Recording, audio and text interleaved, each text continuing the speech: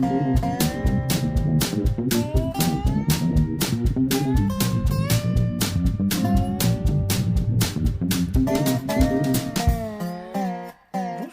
c'est Félicité. Bienvenue à mon Pia du jour.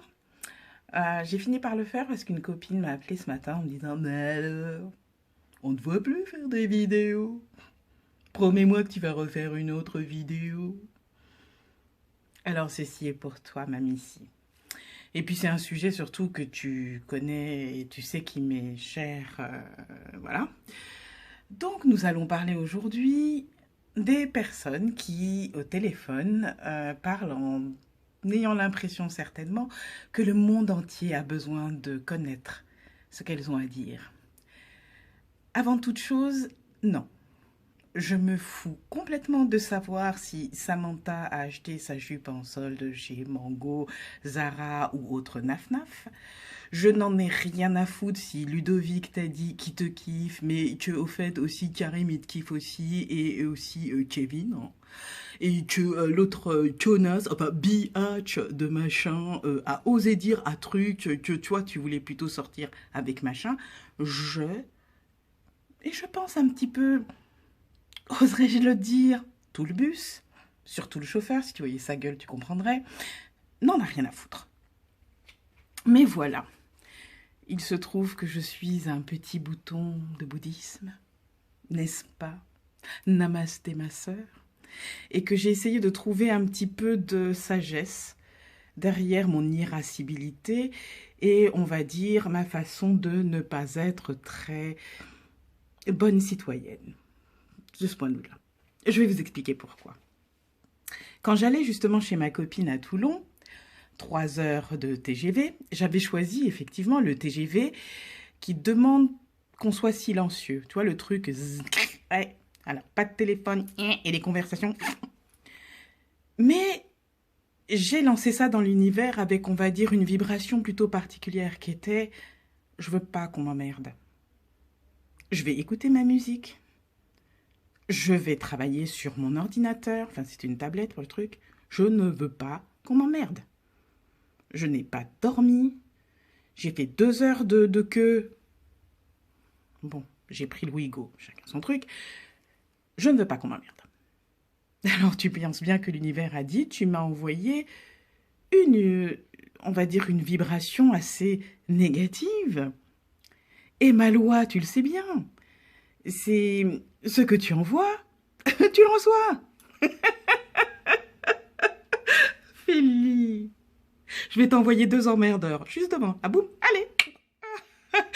Et oui, pendant 3 heures, j'ai eu 2 jeunes gens, je suis gentille, qui ont discuté, qui ont chuchoté d'une façon assez intensive. Je veux dire que je pense que jusqu'au 6e rang, on devait entendre tout ce dont ils avaient parlé, n'est-ce pas? Et étant d'une humeur très, que peut dire, pacifique, j'ai tapé sur le siège. Première fois, hein, au Tao, on dit 3 fois. Première fois, deuxième fois, troisième fois. Strike. En demandant, est-ce que vous pouvez aller moins fort, s'il vous plaît? Parce que là, c'est une zone silence et j'ai besoin de me concentrer. Ouais. Oh, il n'a pas dit ouais. Là, je dis ça, il m'a juste regardé, genre. Et il a continué à parler. J'ai attendu un petit peu. Deuxième struck. Tu pourrais parler moins fort, s'il te plaît? J'ai besoin de me concentrer et c'est un truc, moi j'ai payé mon ticket, tout ça. Vous voyez que le ton monte? Cette fois, il me regarde même pas, c'est son copain qui me regarde, il devient tout rouge parce que je devais avoir un visage très sympathique à voir. Je devais faire peur. Bien sûr, l'autre se remet à parler. Son copain n'ose plus répondre, donc ça donnait ça. Ouais, parce que tu comprends, de toute façon, pour ce match-là, moi j'ai tout de suite compris que machin truc, c'était falche, quoi. C'est un truc, j'y crois pas, ces choses-là et tout. Et son copain,